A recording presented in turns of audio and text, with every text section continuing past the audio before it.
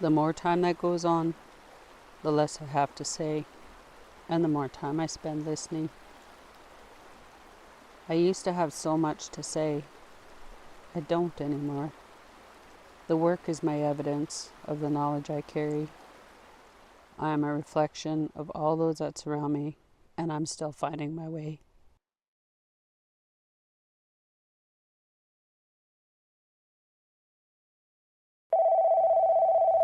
Hello? Hello, I'm looking for Dawn McGrath.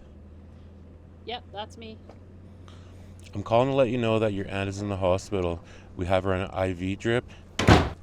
Ma, I need a form signed for a field trip today. It needs to be in by the end of the day. Just let me know when it's here. Caribou Fire Center, this is MC2. MC2, this is dispatch. Go ahead. I don't know that I really choose the engineering aspect of it so much. It's something I grew up not believing I would be able to accomplish just because of the challenges and the stereotype around women in a male-dominated industry. I started doing this over 20, 30 years ago, so there was a very different climate and atmosphere for acceptance about my presence in the workforce, and having to work through those and understanding the different dynamics that you kind of have to have a definite passion and heart for this industry, just so that you have the ability to weather those storms and come through those challenges, looking at those burdens as gifts as opposed to something that was taken away or something that you couldn't work through.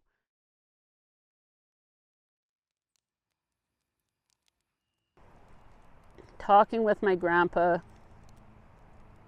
he was a great character. He could have a good sense of humor. He liked to be out hunting and fishing. He liked to be out in the bush. He liked the quiet and solitude. He didn't like a whole lot of busyness. If it got busy, he kind of disappeared. I remember coming home and I was about 12, 14 maybe, and I was at that place in life where I was trying to find my own identity and self-acceptance. Because you grow up with a lot of shame when you're surrounded by racism and when you're surrounded with discrimination, even when it's from your own people. It's very hard. And so I got off the bus and I told them, I said, you know, and I was crying because I was really upset. I said, just doesn't seem to matter what I do. I'm not good enough.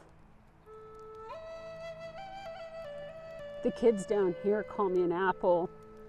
They tell me I'm a half-breed. They call me white. I go to town, I get called a squaw. I get called an Indian. I get called all these other names. I said, but none of that, like, I just didn't understand how I could be rejected by everyone. What did I do? So here I am, going to a person that I truly trusted and looked to for guidance. He kind of shifted his hat and nodded, walked into the kitchen, made some tea, and then walked right by me to his room. And I thought, just one more person that didn't hear me. The next day I got off the bus and I'm sitting there doing my homework on the couch. And he walked up and he stood right at this chair, right at the base of the couch. So I had to look up to him. And he said, you know, don't ever forget the foundation that we built in you. The world you're going to get walked on by both sides. But we made sure you were strong.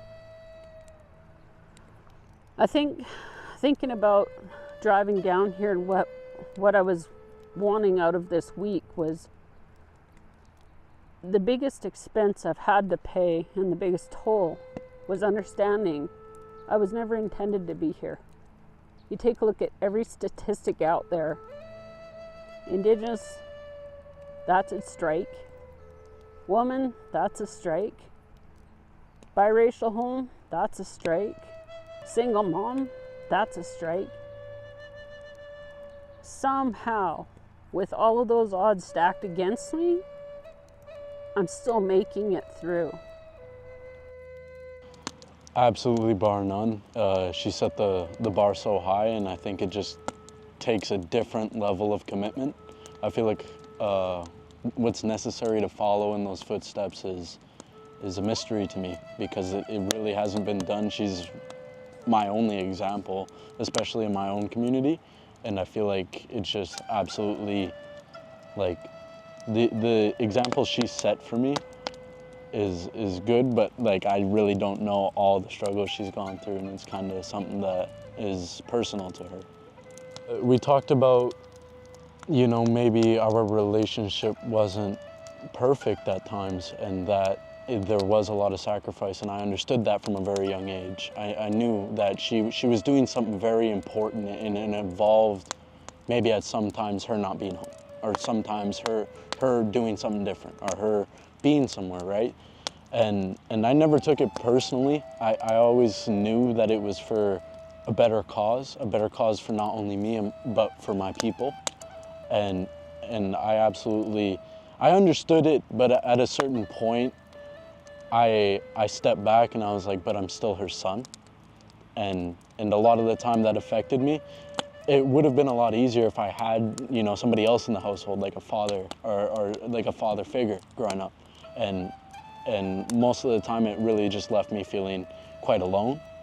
And I didn't want to feel that way. I felt it was selfish. I felt that it was very, you know, self-centered. But at times, like, I was a kid and I needed somebody at the house. But what she was doing, like, she knew the sacrifices that needed to be made. And whatever she did, it worked out, because I'm not a failure, you know. Like, I'm not doing drugs or anything. So it's whatever she did, I knew it was for the better, and I had faith in her the whole time that she knew what she was doing and she was doing the right stuff. And ultimately, that's what made us get into this situation, right?